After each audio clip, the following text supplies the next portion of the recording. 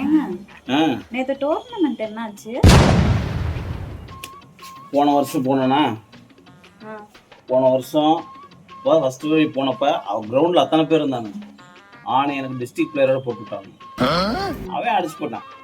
இந்த ஒரு வருஷமா ஹெவியாக ட்ரைனிங் எடுத்து அவன் எப்படி விளாட்றான், எங்கே போகிறான், எங்கே டீ குடிக்கிறான், எங்கே பால் வாங்குறான் எல்லாத்தையும் பார்த்து வெல் ப்ரிப்பேர்டாக போனேன். அப்புறம் ஸ்டேட் பிளேயரோட போட்டானுங்க. அவன் 7 அடிக்க இருக்கான். ரப்பரை தின்றுப்பான் போல. அங்கே ஓடுறான், இங்கே ஓடுறான், அங்கே பிறகுறான், இங்கே பிறகுறான், எங்கே போட்டாலும் அடிக்கிறான். விழிச்சேன். அவன் தான் என்னை அடிச்சு முடிச்சேன். விடு, அடுத்த வருஷம் பாரு நான் என்ன பண்றேன்னு அப்படியே பிளான் பண்ணி கிழிச்சிங்க. அடுத்த வருஷம் அப்புறம் நேஷனல் பிளேயரோட போட்டாங்க அப்படிங்க.